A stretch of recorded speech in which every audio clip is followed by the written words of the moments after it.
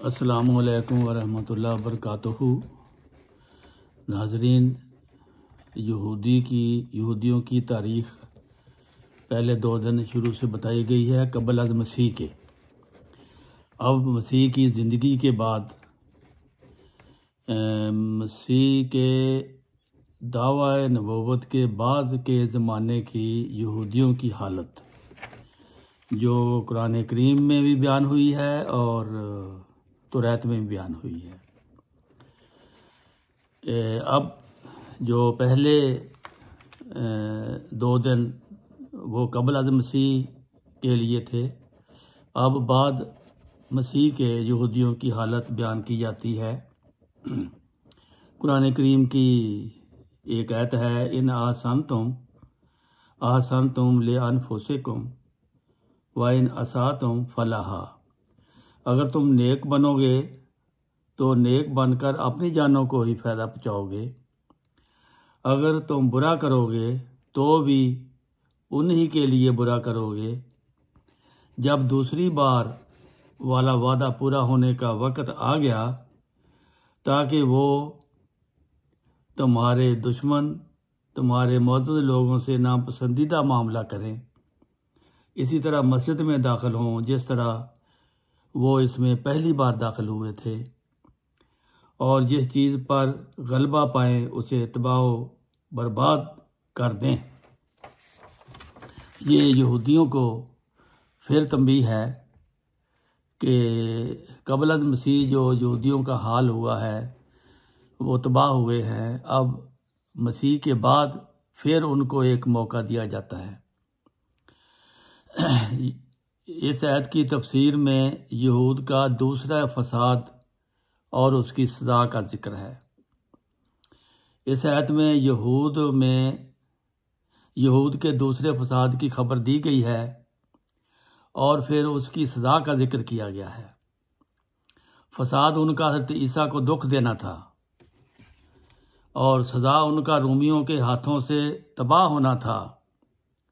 ये वाक़या सलीब के वाक़या के 70 साल बाद का है।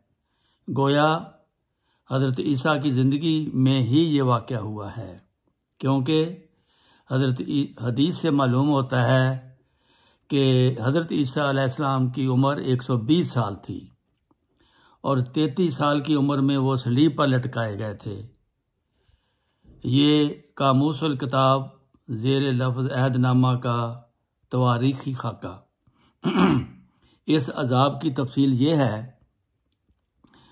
कि वसीपीन नामी एक रूमी जर्नैल था।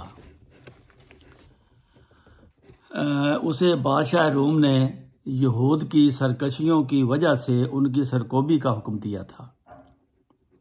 जब ये उस हुक्म को बजा लाने में मशगूल था, उसे एक कशफ नजर आया जिसकी ताबीर उसने ये की कि मुझे रोम वापस जाना चाहिए, क्योंकि वहाँ से फसादात की खबरें आ रही थी। चुनाचे उसके वापस लौटने पर वहाँ कुछ ऐसे हालात पैदा हुए कि उसे बादशाह बना दिया गया और उसने अपने बेटे टाइटस को फ़लस्तीनी मुहिम का अफसर बनाकर मुकर्रर कर दिया, जिससे यरूशलेम को 70 ईस्वी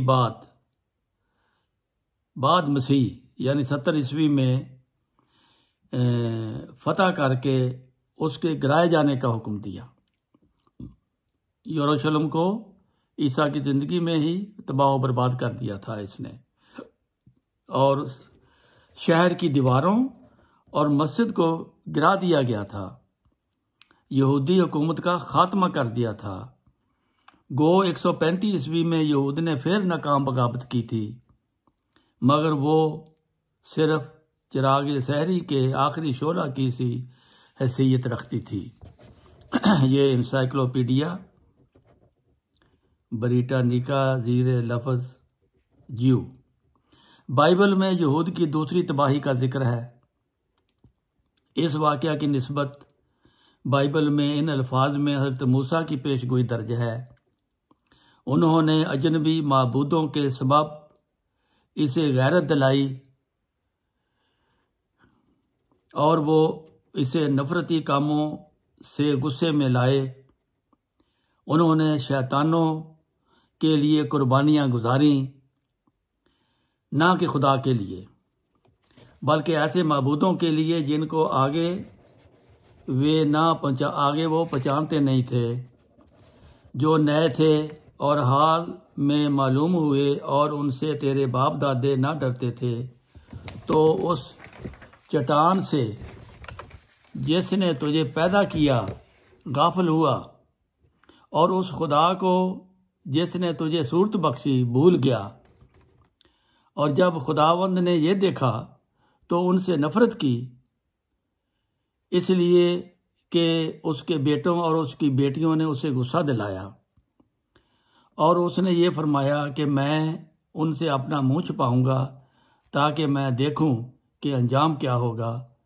इसलिए वो कज नस्ल हैं, ऐसे लड़के जिनमें अमानत नहीं। उन्होंने उसके सबब से जो खुदा ने मुझे गैरत दिलाई और अपनी वाहियात बातों से मुझे गुस्सा दिलाया, सो मैं भी उन्हीं उससे जो गिरोह नहीं गैरत में डालूंगा और एक बेअक्ल कौम से उन्हें खफा करूंगा।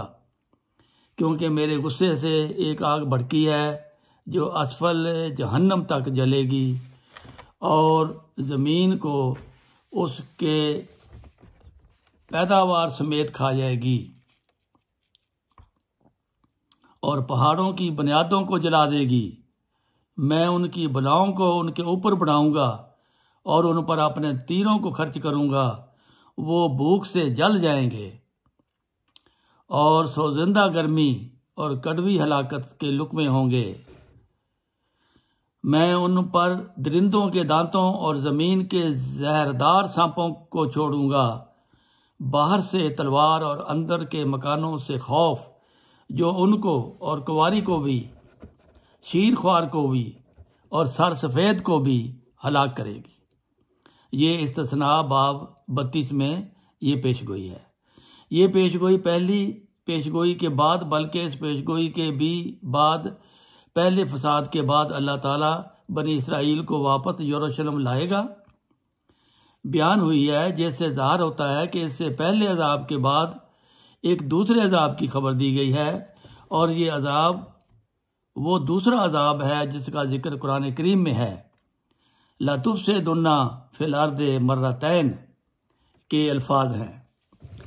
इसमें बनी इसराइल के लिए कामल तबाही के बाद तरक्की की उम्मीद कुरान करीम के ज़रिए बनी इसराइल की कामल तबाही की खबर देने के बाद अब कुरान करीम उन्हें उम्मीद का पहलू दिखाता है और फरमाता है कि बाइबल का जहां तक ताल्लुक है तुम हमेशा के लिए हलाक कर दिए गए हो, मगर मूसवी मजहब से बाहर होकर तुम्हारी तरक्की की राह अभी खुली है। और वो ये कि अल्लाह ताला ने इस्लाम के ज़रिए से दोबारा तरक्की करने का तुम्हारी कौम को मौका दिया है। इस मौका से फ़ायदा उठाओ, अल्लाह ताला के फजलों के वारिस बनो। लेकिन अगर तुमने इस मौका से भी फ़ायदा ना उठाया तो अल्लाह ताला सज़ाएं दोबारा तुमको आ घेरेंगी। अल्लाह ताला की सज़ाएं दोबारा तुमको आ घेरेंगी और तुम बिल्कुल तबाह हो जाओगे। देखो, इन आयात में यहूदी कौम को समझाने के लिए कैसा आसान तरीके इख्तियार किया है। खुद उनकी कुतुब से उनकी तबाही की खबर दी है और बताया है कि खुद यहूदी कुतुब के मुताबिक अब कोई मुस्तकबिल यहूदियत के लिए बाकी नहीं है। बस जब खुद उनकी कुतुब उनकी हलाकत का फतवा दे चुकी है तो उनको इस मतरूक रास्ता को छोड़ने में, जिसे खुदा ताला छुड़वा चुका है, उज़्र नहीं होना चाहिए और इस्लाम को कबूल करके दीनी व दुनवी इनामात हासिल करने चाहिए। इस नए रास्ता के मुतल्लिक भी बाइबल में खबर मौजूद है। हज़रत सल्लल्लाहु अलैहि वसल्लम के मुतल्लिक बाइबल में पेशगोई इस्तिस्ना बाब 33 आयत 1-3 में फरमाता है कि ये वो बरकत है जो मूसा मर्द खुदा ने अपने मरने से आगे बनी इसराइल को बख्शी और उसने कहा कि खुदावंद सेना से आया और शहीद से उन पर तलू हुआ और फरान ही के पहाड़ से वो जलवागर हुआ। 10,000 को दूसरियों के साथ आया और उसके दाहिने हाथ में आतिशी शरीयत उनके लिए थी। हाँ, वो उस कौम से बड़ी मोहब्बत रखता है। उसके सारे मुकद्दस तेरे हाथ में हैं और वो तेरे कदमों के नज़दीक बैठे हैं, तेरी बातों को मानेंगे। यानी अल्लाह ताला फरान से जलवागर होने वाले नबी के ज़रिए से फिर यहूद की बरकत का सामान पैदा करेगा। अगर वो चाहें तो हदायत पाकर तरक्की कर सकते हैं। ये पेशगोई तबाही की खबर के मानन बाद दूसरे बाब में बयान हुई है। आगे मुसलमानों पर 2 दफ़ा तबाही आने की पेशगोई है, वो इंशाअल्लाह कल आपकी खिदमत में पेश की जाएगी। अस्सलामु अलैकुम वरहमतुल्लाहि वबरकातुहू।